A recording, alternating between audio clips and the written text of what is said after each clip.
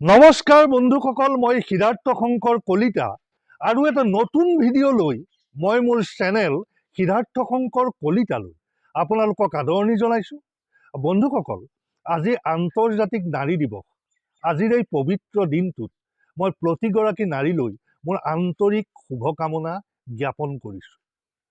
বন্ধুসকল, খুব আনন্দৰ কথা যে বৰ্তমান নাৰীসকল এই গাহৰি খেতিৰ প্ৰতি আগ্ৰহী হৈ উঠিছে। মোৰ খুব ভাল লাগে। আজিকালি দিনটোত প্ৰায় ২-৩টা ফোন গাহৰি খেতিৰ প্ৰতি আগ্ৰহী নাৰীসকলৰ পৰা মোলৈ আহে। বহুকেইগৰাকী মহিলাই মোৰ পৰা জানিব খোজে যে গাহৰি খেতি, আমি গাহৰি ফাৰ্ম এখন কৰিব খুজিছোঁ, ইনিচিয়েলি আমি কেনেকৈ আগবাঢ়িম, আমি কেনেধৰণে ফাৰ্ম এখন আৰম্ভ কৰিম, আমি ফাৰ্মখনৰ পৰা কেনেধৰণে ৰিটাৰ্ণ পাম, আমি ফেটেনিং ফাৰ্ম কৰিলে আমাৰ লাভ হ'বনে, আমি ব্ৰিডিং ফাৰ্ম কৰিলে আমাৰ লাভ হ'ব, ইত্যাদি প্ৰশ্নৰে মোক প্ৰায়ে বহুকেইগৰাকী মহিলাই মোলৈ ফোন কৰে। আৰু মোৰ খুব ভাল লাগে যে মহিলাসকলো যেতিয়া আগ্ৰহী হৈ উঠিছে। আমাৰ অসমৰ পিগাৰী উদ্যোগটো চহকী হ'বই। যেতিয়া নাৰী শক্তি আগবাঢ়ি আহে তেতিয়া আৰু এটা উদ্যোগ চহকী কিয় নহ'ব।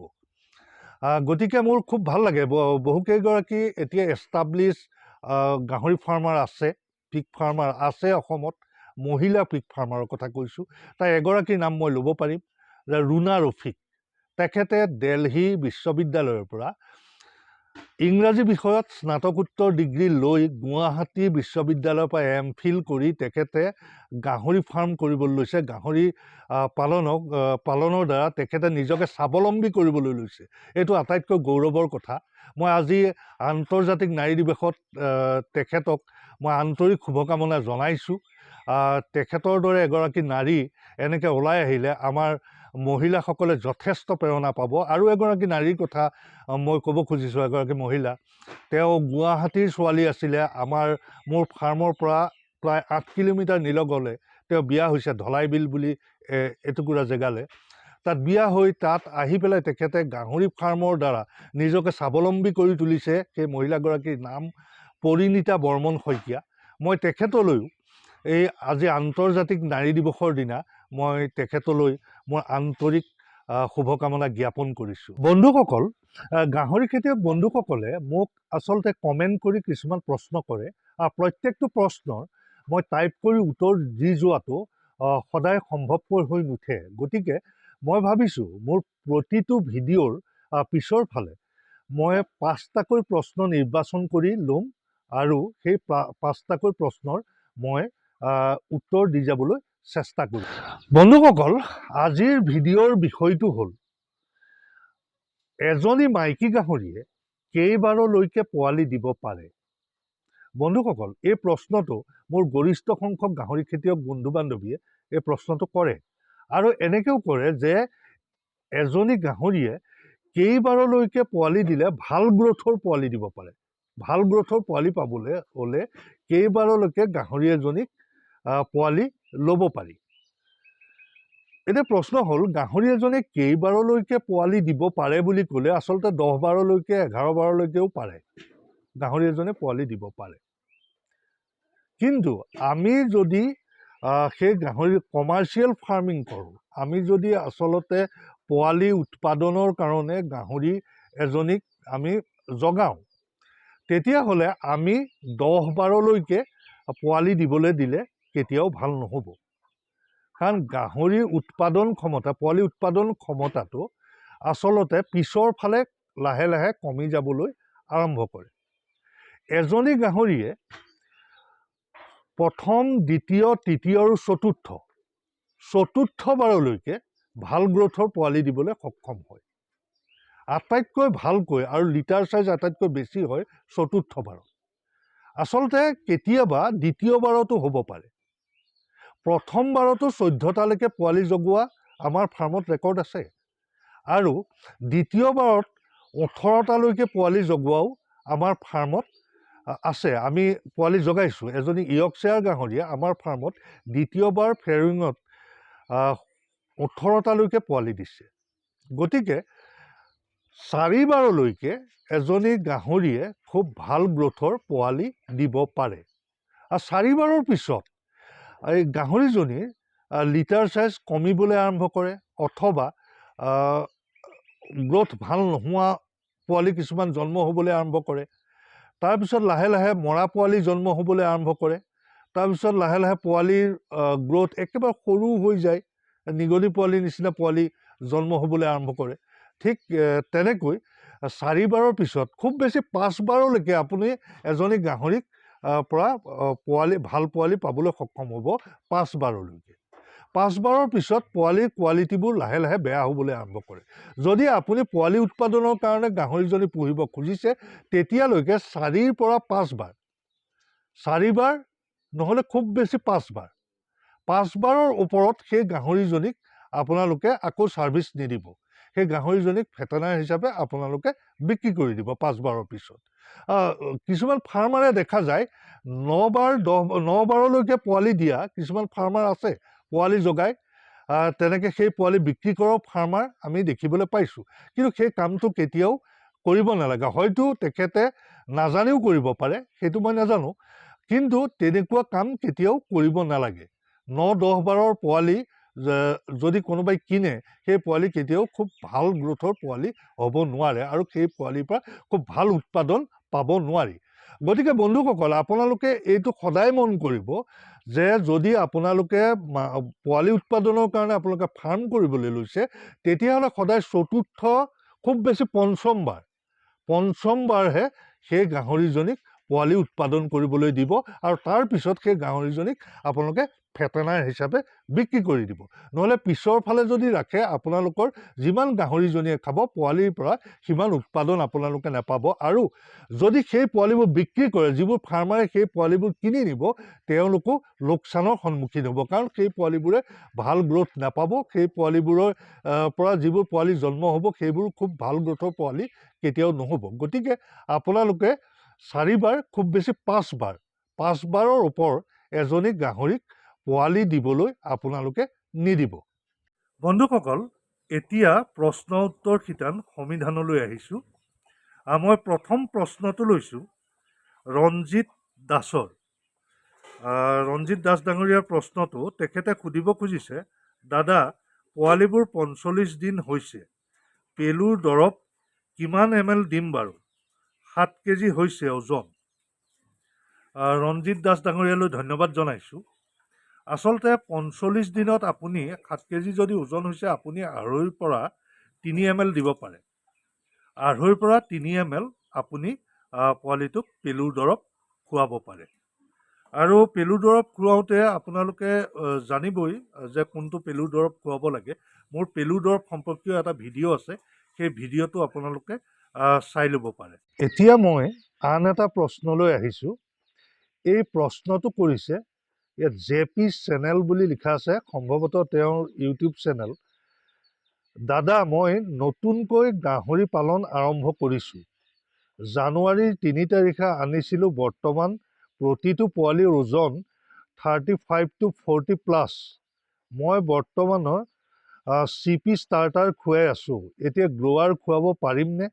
মাইকী 2জনী আৰু পাঠা এটা আছে। মাইকী আৰু পাঠা গাহৰিক কি কি দানা ব্যৱহাৰ কৰিম জনালে উপকৃত হ'ম। ধন্যবাদ জনালোঁ ডাঙৰীয়া। আপুনি 35 to 40 মানে 30লৈকে আপুনি ষ্টাৰ্টাৰ খুৱাব লাগে আচলতে গাহৰিক। এইটো পাঠাই হওক বা মাইকী গাহৰিয়ে হওক, আপুনি 30লৈকে ষ্টাৰ্টাৰ খুওৱাৰ পিছত 30 to 65 to 75, 65 মানে 65 কেজিৰ পৰা 70 কেজিলৈকে আপোনালোকে গ্ৰ'ৱাৰ খুৱাব। তাৰমানে 30ৰ পৰা 70 কেজি অথবা 65, কিছুমানে 65লৈকে খুৱায়, কিছুমানে 70লৈকে খুৱায়। 30ৰ পৰা 65টো মই ধৰি লৈছোঁ, 30ৰ পৰা 65 কেজিলৈকে আপোনালোকে গ্ৰ'ৱাৰ খুৱাব পাৰে, গ্ৰ'ৱাৰ দানা খুৱাব পাৰে। ষ্টাৰ্টাৰৰ পিছতে গ্ৰ'ৱাৰ 65ৰ পৰা 65 বা 70 কেজিলৈকে আপোনালোকে 30ৰ পৰা 65 অথবা 70 কেজিলৈকে আপোনালোকে গ্ৰ'ৱাৰ দানাটো ব্যৱহাৰ কৰিব পাৰে।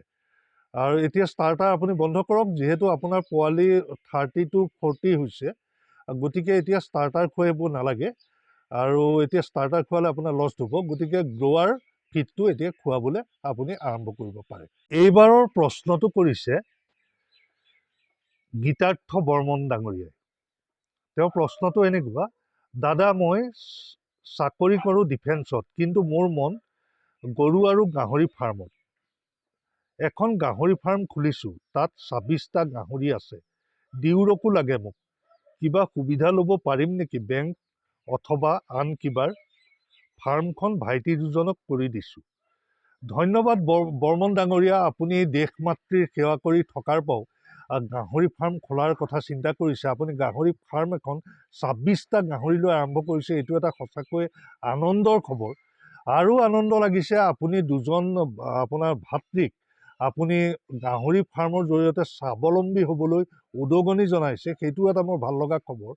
আৰু আপুনি জানিব খুজিছে যে আপুনি লোন ইত্যাদি পাব নেকি বেংকৰ পৰা? নিশ্চয় পাব। আপোনালোকৰ ওচৰৰ যিটো বেংক আছে, ষ্টেট বেংক হ'লেতো আৰু ভাল, আপোনালোকে ষ্টেট বেংকলৈ যাব, মেনেজাৰজনৰ সৈতে আপোনালোকে যোগাযোগ কৰিব, তেখেতে ছাৰ্ভে কৰিব। ছাৰ্ভে কৰাৰ পিছত যদি তেখেত সন্তুষ্ট হয়, তেতিয়াহ'লে আপুনি সেই বেংকটোৰ পৰা লোন পাবলৈ সক্ষম হ'ব। আপোনালোকে যিমান সোনকালে পাৰে ওচৰৰ বেংকটোলৈ আপোনালোক যাওক, আপোনালোকে অৱগত কৰক কি কাৰণে আপোনালোকে লোন বিচাৰিছে, আপোনালোকৰ গাহৰি ফাৰ্মৰ কথাটো ক'ব। তেওঁলোক যদি সন্তুষ্ট হয় বেংক কৰ্তৃপক্ষত, তেতিয়াহ'লে নিশ্চয় আপুনি লোনটো পাবলৈ সক্ষম হ'ব। এইবাৰ আহিছোঁ জানমণি বুঢ়াগোহাঁইৰ প্ৰশ্নটোলৈ। তেখেতে সুধিছে, দাদা পিগলেট কাষ্ট্ৰেশ্যন প্ৰচেছৰ ওপৰত এটা নিউ লাইভ ভিডিঅ' বনাব বুলি আশা কৰিলোঁ। এই প্ৰশ্নটো আৰু এজন গাহৰি ফাৰ্মাৰ বন্ধুৱেও কৰিছে। আচলতে পিগলেট কাষ্ট্ৰেশ্যনৰ ওপৰত তেনেকুৱা মই কাষ্ট্ৰেশ্যন মোৰ মাজতে হৈ গ'ল, মই কাষ্ট্ৰেট কৰিলোঁ। তেতিয়া সেইদিনাখন ভিডিঅ' বনোৱা নহ'ল আচলতে। আৰু কাষ্ট্ৰেট যিহেতু মই কৰা নাছিলোঁ, খাচীটো বেলেগ এজনে কৰিলে, সেইকাৰণে মই সেই সময়ত নথকাৰ কাৰণে ভিডিঅ'টো মই বনাব নোৱাৰিলোঁ।